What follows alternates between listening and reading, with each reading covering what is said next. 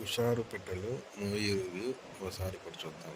ఇంక కథ విషయానికి వస్తే, ఒక చిన్నపాటి గ్రామానికి చెందిన టీనేజర్స్ రవి, చిట్టి లలో రవి అప్పుడే 10వ తరగతి పూర్తి చేసి ఇంటర్కి వస్తాడు. చిట్టి స్కూల్ స్టేజిలోనే ఉంటుంది. కానీ ఇద్దరు ఒకరి పట్ల ఒకరు ఆకర్షితులై హద్దులు దాటి ప్రవర్తించడం మొదలు పెడతారు. కానీ వీరిపైనే పంచప్రాణాలు పెట్టుకున్న వారి తల్లిదండ్రులు మాత్రం తమ పిల్లలు బాగుపడతారు, పెద్ద స్థాయికి వెళ్తారు అని భావిస్తారు. ఈ క్రమంలో రవి, చిట్టిలు ఏం చేశారు? తమ తల్లిదండ్రుల మాట విని మారారా లేదా?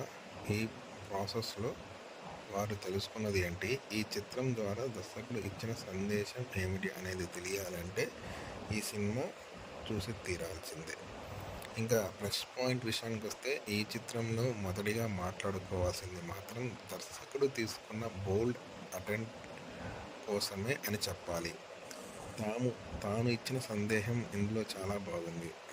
ప్రస్తుతం ఉన్న జనరేషన్లో టీనేజ్లో ఉన్న పిల్లలు ఎలా పాడైపోతున్నారు అనే అంశాన్ని కళ్ళకి కట్టినట్టు చూపించేశారు. పైగా దీనికి సాలిడ్ కామెడీ ఎలిమెంట్స్ని కూడా యాడ్ చేయడం సినిమాలో బాగుంది.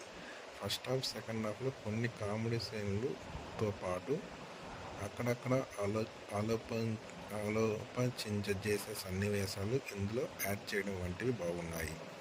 ఇక వీటితో పాటు లీడ్ జంటగా నటించిన యువ నటీనటులు మాత్రం సాలిడ్ పర్ఫార్మెన్స్ చేశారు. ఒక రకంగా ఫీమేల్ లీడ్ వాసవి గణేశన్కి ఇది తన మొదటి సినిమా అయినా చాలా బోల్డ్ అటెంప్ట్.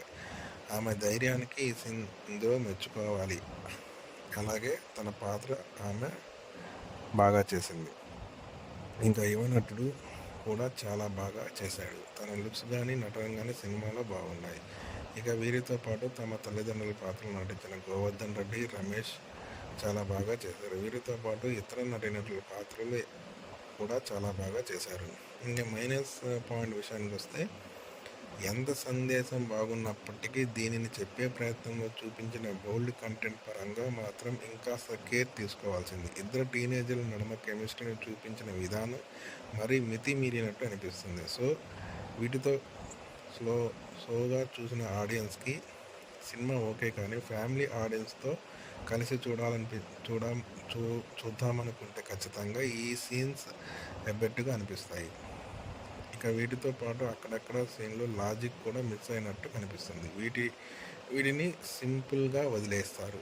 ఇట్లాంటి వాటిని కూడా కొంచెం కేర్ తీసుకోవాల్సింది. పైగా సబ్జెక్ట్ అడల్ట్ ఓ ఐడియా ఉంటుంది కాబట్టి కథనం దాదాపు ఊహించదగినది.